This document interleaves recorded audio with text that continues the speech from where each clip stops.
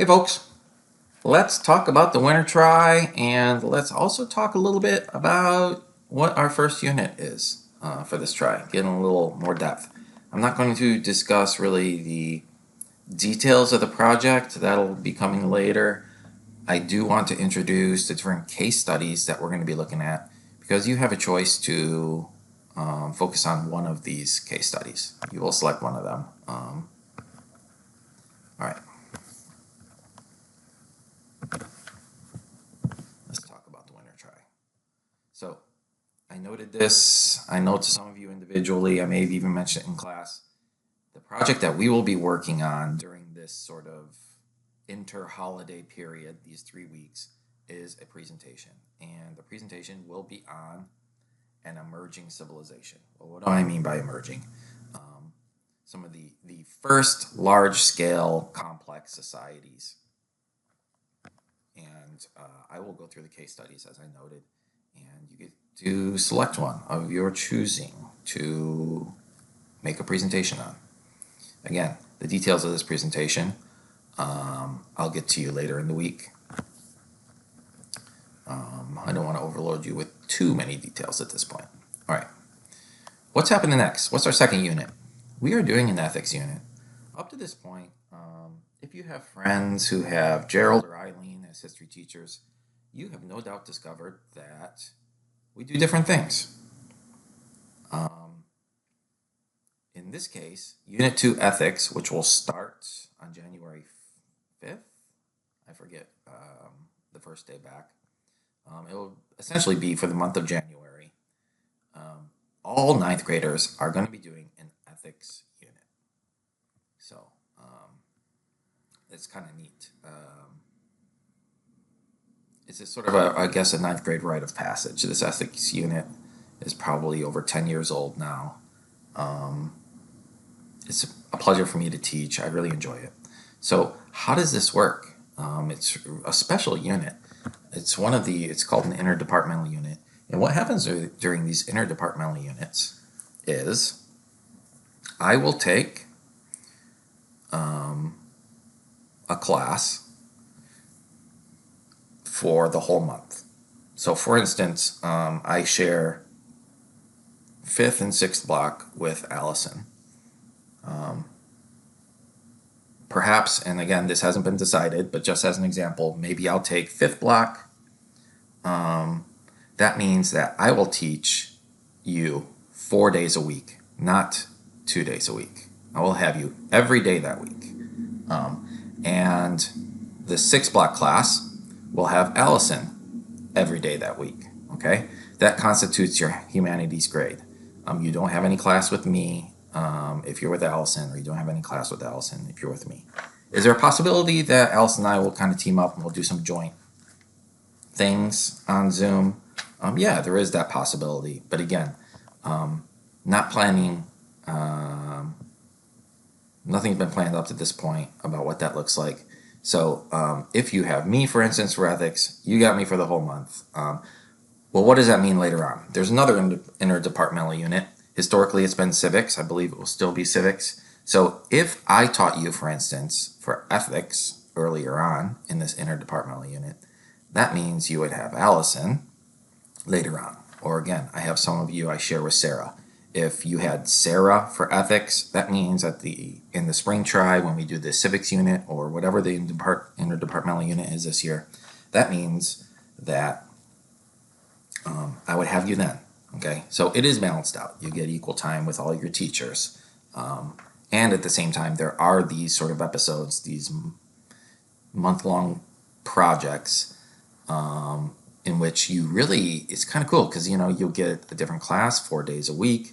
You get to dig a little bit deeper into a subject. And, it's kind of cool for creating community too, because rather than seeing your peers in 3rd block, 4th block, whatever, 2 days a week, you get to see them 4 days a week in the same context of a single class. It's kind of cool. All right. Unit 3, this is really to be determined. It's probably no surprise that, remote learning has thrown a wrench, and I think in many respects in a good way, into how I design and how I teach. Ultimately, I really look forward to being in class with you. That said, this format has inspired new thoughts, and I know recently I connected with you about your thoughts, what you'd like to learn and do. So I have some ideas about what's happening with Unit 3. I'm not really going to show my cards yet. I'm still sort of deliberating. So after ethics, winter try, we'll have one more unit. All right, let's move on to case studies. What's happening in this emergence of civilization? So we're not just looking at any civilizations, like perhaps the Greeks or something like that. The Greeks come pretty late in the game. So we're looking at sort of the emergence of complex societies and what are these initial civilizations that we need to look at. And one of them is Sumer. And you may have heard Mesopotamia. Mesopotamia means between the rivers, Mesa and Potamia, all right? A hippopotama is a river horse, okay? Hippos meaning river, or horse rather. So Mesopotamia, you have between the rivers, and here in the orange, you have the civilization of Sumer with some different cities in here. Ur being one of the major cities. Here is the ziggurat at Ur, for instance, a reconstruction of that. Just remembering that history is both scientific and creative, and one of the things that archaeologists and historians do is, based on material evidence, make these reconstructions. It's just a beautiful intersection of science and creativity. And yes, people get paid making these really cool reconstructions. What a cool job. If only I had art skills. All right. So the first one then is Sumer. Okay, you can choose this one. Lots of really cool stuff with respect to Sumer and the Sumerians. Okay. All right. Going to our next one, Old Kingdom Egypt. All right, and I like this map just because it serves as a reminder, and Egypt's right down here. It serves as a reminder that Egypt is part of a much larger network. All right, you'd have your Greeks up here, right? The old citadel of Troy up here in what's now modern Turkey. All right, here you have your Romans. Later on up here, Carthaginians, all right? And the Romans, although they start up here, will sort of convert this Mediterranean Sea really into an internal lake because they're going to occupy all these pieces. And we have 3 continents, right? Here's Europe, here's Asia, and here's Africa. So Egypt is a part of Africa, this northern piece. And you have an opportunity to do Old Kingdom Egypt. Again, we're not looking at things later on, such as King Tut, a name you may recall, but we're looking at early Egypt, the emergence of Egypt. And as you can predict, perfecting that pyramid, there were steps to it. Steps, it's a joke. I didn't even mean that. Oh. So this is an earlier step to pyramid construction. All right. If you choose to do this, you may use that joke. All right. Just give me credit. All right. Indus Valley. Here's another one. We are sort of working our way east at this point, and here we have a really wonderful Indus civilization. Mohenjo-Daro and Harappa being the major cities of this civilization. I provide this picture, because what you'll discover about Indus Valley, come on now, is that they were really the vanguard of the modern city, right? You have these straight roads. The city planning was really quite brilliant. You even have, well, I won't get into the details. I get a little too excited. This is your presentation. But again, Indus Valley, so rich here. It's rich as in information. There's other wealth as well. Okay. Shang Dynasty. All right, here we have it. And these are all you're discovering River Valley civilizations. This one along the Huanghe, the Yellow River. This is the first dynasty of China. Here on the right, you see that they did have writing. Well, what is that material? What's up with all the cracks? Are the cracks incidental? Is there a reason for the cracks? That's a pointed question. This, when we go this far back into history, it sort of gets blurry. What's history? What's legend or myth? So the historian attempts to distinguish that. It's the case in the Shang Dynasty. It's the case in the other case studies as well. So Shang Dynasty. All right, so up to this point, we've looked at an African case study. We've looked at an Asian case study, as in Middle Eastern. Here we have a Far Eastern. And we also did South Asian with Indus Valley. What about the Americas? And when I talk about the Americas, I'm not talking about America without the A. I'm talking about what a geographer calls the Americas. That includes North America and South America. Okay.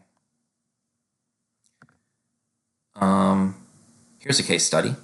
The Olmec or the Zapotec. All right. The Olmec is the older civ. I include them both here because historically some students have chosen to do both in a singular presentation. I guess I'm open to that. I'm also open to if you wanted to focus on one or the other. The Olmec comes first, and you can see this is the orangish, is that orange? I don't know what color that is, area, sort of southern Mexico.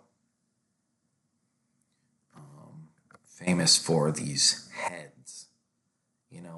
I've always thought it's a shame. We talk a lot about the really cool heads, monolithic heads from Easter Island, and I think that's important. At the same time, we have these strong cultural legacies with Mexico in the United States, and yet we don't really talk about the Olmec heads, and these are massive.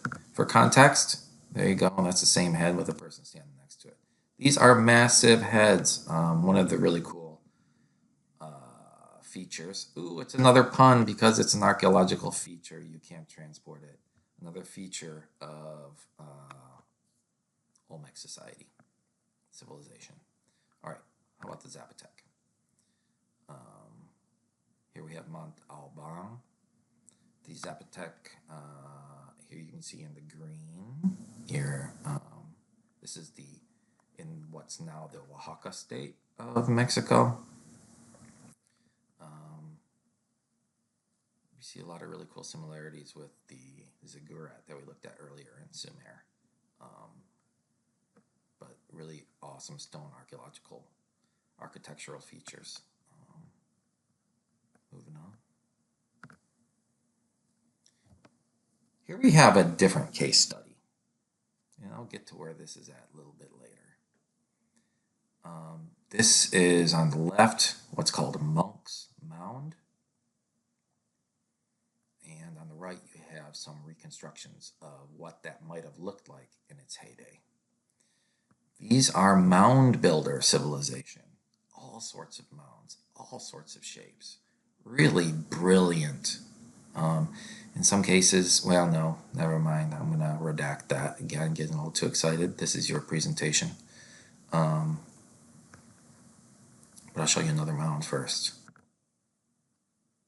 This is called Serpent Mound. It is just stunning.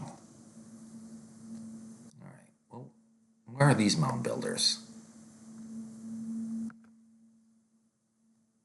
Cahokia, Illinois.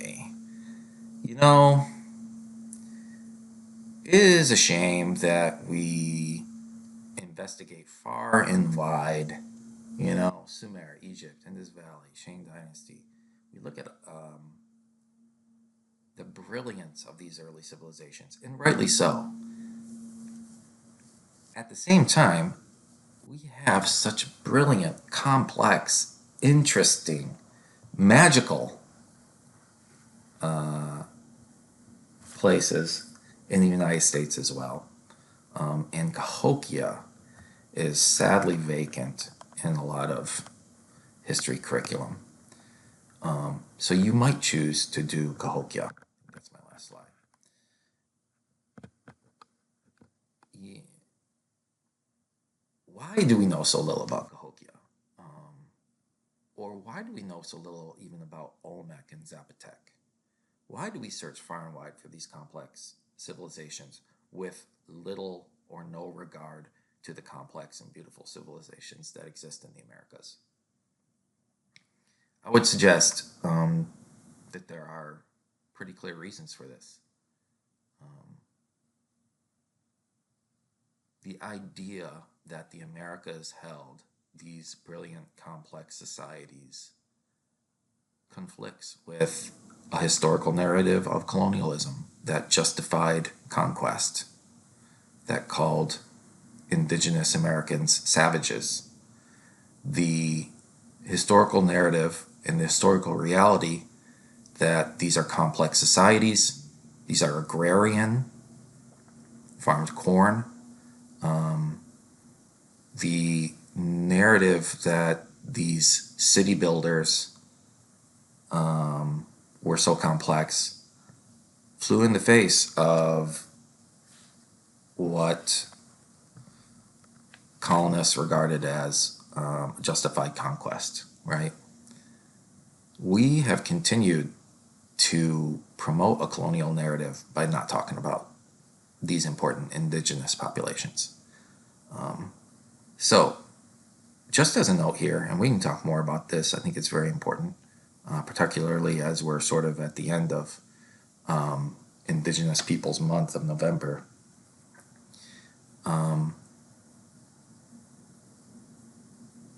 But if you choose to do Cahokia, Olmec, Zapotec, if you choose to do one of these, you should predict much more difficulty in getting source material. And that is because a lot of these sites and mounds, for instance, in Cahokia, were purposefully destroyed to support a colonial narrative. Evidence was destroyed. Evidence continues to be concealed. If you go to history museums in the United States, you don't see American Indian, indigenous peoples things very often. It's remarkable to me. If you want to see those things, you generally go to a natural museum where you see exhibits on planets, flowers, dirt, and then also some indigenous peoples.